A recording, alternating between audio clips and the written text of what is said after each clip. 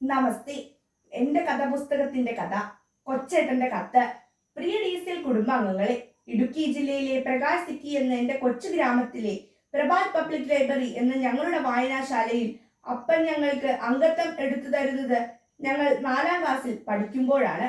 അന്നു മുതൽ പുസ്തകങ്ങൾ ഞങ്ങളുടെ കൂട്ടുകാരായി എന്നു മാത്രമല്ല, വായിച്ചു കഴിഞ്ഞവയോട് വലിയ സ്നേഹവും വായിക്കാനുള്ള പുസ്തകങ്ങളോട് വലിയ ആകാംക്ഷയും ഞങ്ങളിൽ വളർത്തിയിരുന്നു. ഒരാഴ്ച ഒരു പുസ്തകം എന്ന വ്യവസ്ഥയിലാണ് അപ്പൻ ഞങ്ങളെ ലൈബ്രറിയിൽ അംഗങ്ങളാക്കിയത്. ഞങ്ങൾ അത് വായിച്ച് അതിന്റെ സംഗ്രഹം വീട്ടിൽ പറയണം എന്ന ധാരണയും ഉണ്ടായിരുന്നു. അച്ചാച്ചൻ എന്ന് ഞങ്ങൾ വിളിക്കുന്ന അപ്പന് ഏറെ ഇഷ്ടം യാത്രാ വിവരണങ്ങളും ചിന്താഭാരമുള്ള നോവലുകളുമായിരുന്നു. അച്ചാച്ചന്റെ അംഗത്വം കൂടി ചേർന്നപ്പോൾ ഞങ്ങൾ ഒരാഴ്ച 4 പുസ്തകങ്ങൾ എടുക്കാം എന്ന ആഹ്ലാദമുണ്ടായിരുന്നു.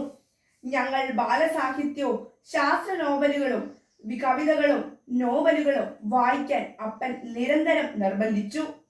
എഴുത്തുകാരുടെ പേരും അവരെഴുതിയ മറ്റു കൃതികളും അച്ചാച്ചൻ ചോദിച്ചിരുന്നു. ബഷീറിന്റെ ബാല്യകാല സഖിയും അന്തിനാട് ജോസിന്റെ ബാബുമോനും ലളിതാംബിക അന്തർജനത്തിന്റെ മാണിക്യനുമെല്ലാം വായിച്ച് ഞങ്ങൾ വിങ്ങി വിതുമ്പി കരഞ്ഞത് എത്ര ദിനങ്ങൾ. വേളൂർ കൃഷ്ണൻകുട്ടി, തോമസ് പാല തുടങ്ങിയവരുടെ ഹാസ്യഗ്രന്ഥങ്ങൾ വായിച്ചു ചിരിച്ചു മറിഞ്ഞ് രസിച്ചതും എല്ലാം ഇന്നത്തെ പോലെ ഓർക്കുന്നു. എന്നാൽ മുതിർന്നപ്പോൾ ഞങ്ങൾ ഒരു കാര്യം തിരിച്ചറിഞ്ഞു. ലൈബ്രറിയിൽ നിന്നും ഞങ്ങൾക്ക് കഥപുസ്തകങ്ങൾ എടുത്തു തന്നിരുന്ന ഞങ്ങളുടെ പ്രിയ പിതാവ്, ഞങ്ങളുടെ അച്ചാച്ചൻ, ഒരൊന്നൊന്നര കഥാപുസ്തകമാണെന്ന്. അപ്പൻ എടുത്തു തരുന്ന കഥപുസ്തകങ്ങൾ വായിക്കുന്നതോടൊപ്പം അപ്പൻ എന്ന കഥപുസ്തകത്തെയും ഞങ്ങൾ വായിക്കണം എന്ന്. ബാല്യത്തിൽ അപ്പൻ ഞങ്ങൾക്ക് ബാല്യസാഹിത്യമായിരുന്നു.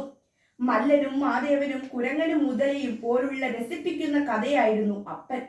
കൗമാരത്തിൽ ശരിയായ തീരുമാനങ്ങൾ തെറ്റാതെ എടുക്കാൻ നിർബന്ധിക്കുന്ന, ഞങ്ങളുടെ കുറ്റങ്ങളും കുറവുകളും കള്ളത്തരങ്ങളുമെല്ലാം കണ്ടുപിടിക്കുന്ന, അത്ഭുത ശക്തിയുള്ള ഫാൻഡവും മാൻഡ്രേക്കും ഡിറ്റക്റ്റീവ് മഹേഷും CID പുഷ്പരാജും ഒക്കെയായിരുന്നു ഞങ്ങളുടെ അപ്പൻ. ഞങ്ങളുടെ എല്ലാ തട്ടിപ്പും വെട്ടിപ്പും കണ്ടുപിടിക്കുന്ന സൂപ്പർമാൻ.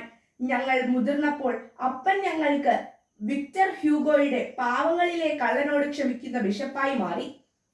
പിന്നെ മക്കൾക്ക് പഠിക്കാനായി സ്വന്തം അസ്ഥികൂടം മുൻകൂട്ടി വിൽക്കുന്ന ടാഗോറിന്റെ റിക്ഷാവൽക്കാരനായി.